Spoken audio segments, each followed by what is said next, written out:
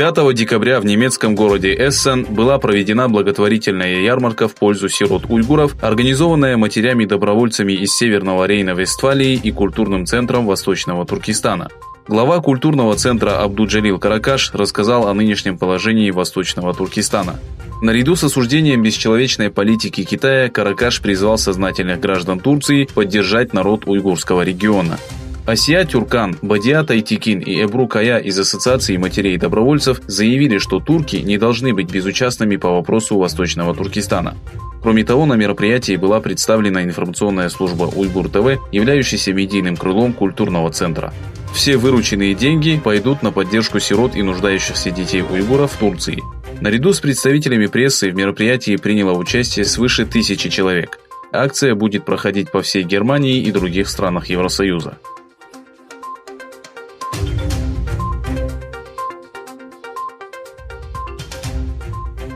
Пятеро детей, чьи родители были заключены в лагеря перевоспитания, расположенные в районе Бозьер провинции Хотан, погибли, отравившись угарным газом.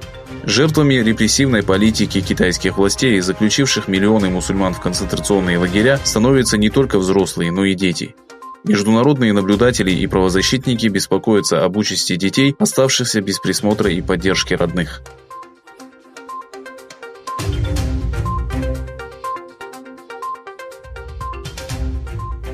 15 января китайская делегация посетит Вашингтон для подписания первого этапа торгового соглашения, сообщает информационное агентство Bloomberg, ссылаясь на некоторые компетентные источники. Документ соглашения был направлен помощнику премьер-министра Китая Лью Хе. Переговоры пройдут в Вашингтоне с 13 по 15 января.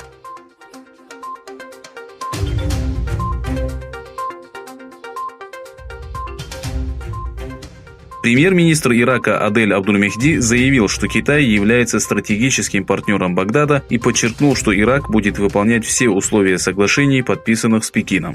Согласно письменному заявлению пресс-службы министерства, Абдуль-Мехди провел переговоры с послом Китая в Багдаде Чжан Антау.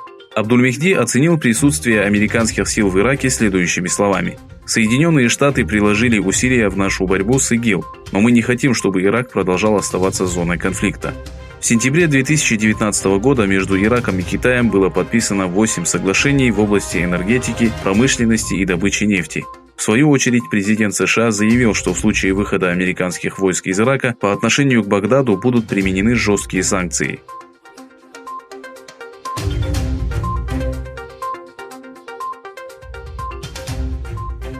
Из-за растущей напряженности в связи с убийством иранского генерала Сулеймани, НАТО и ООН призвали Иран и США к умеренности. Генеральный секретарь ООН Йенс Столтенберг созвал консулов 29 стран на внеплановое совещание и заявил, что Иран должен сторониться шагов, которые могут привести к эскалации напряженности.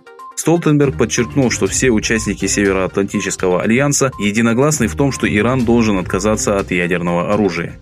Что касается Европейской комиссии, то представители организации заявили, что готовы выступить посредниками между Ираном и США. Отметив, что ее обязанностью является поиск решения ситуации, глава комиссии Урсула фон дер Лейен заявила, что обеспокоена отказом Ирана от выполнения обязательств по ядерному соглашению.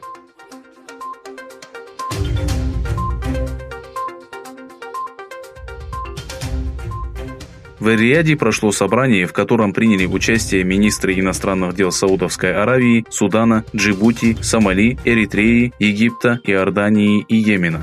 Саудовская Аравия объявила о подписании учредительного соглашения Совета арабских и африканских стран, расположенных на берегу Красного моря и Аденского залива.